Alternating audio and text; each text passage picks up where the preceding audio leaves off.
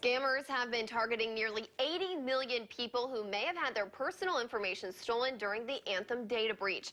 And that has many consumers wondering what they can do to protect themselves. Joining me now is Mike Harrison from the Better Business Bureau. So what should consumers do? What steps should they take if they think they could be part of this data breach? Well, the data breach did happen over a month ago, but we're still receiving a lot of phone calls. People just asking questions about the breach itself. Scams that they might have been affected by. And so actually one of the most important things that we advise consumers to do is to visit Anthem's website. And they have a separate website set up called anthemfacts.com.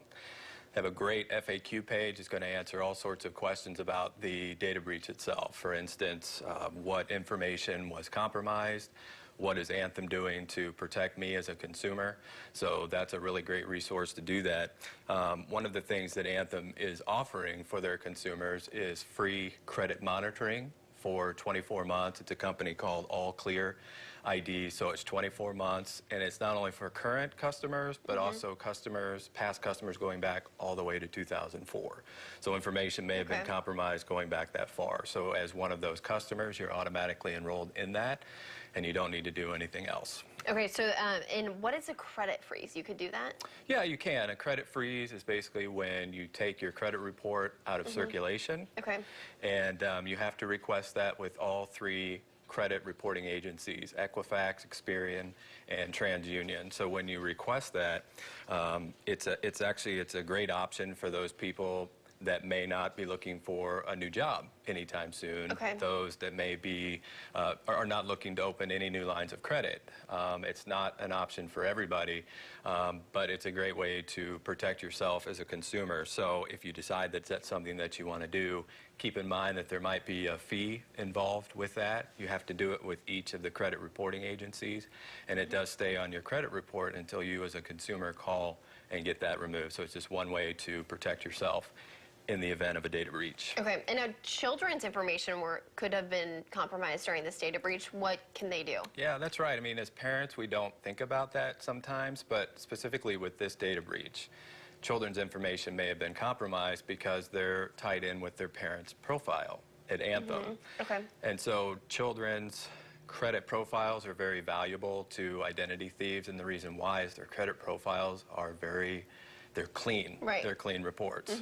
And so if you start seeing collection notices, if you start seeing applications for credit cards, even a notice from the IRS saying that a tax return has been filed using your child's information, those are all red flags and a good indication that your child's information may have been compromised. So just like we do as adults, we recommend that you ask for a free credit profile from the three reporting agencies, and you can get those once a year. They're free at annualcreditreport.com. Okay, and then another step, obviously look out for scams if you can. Yeah, like I mentioned before, I mean, we're receiving so many phone calls from consumers.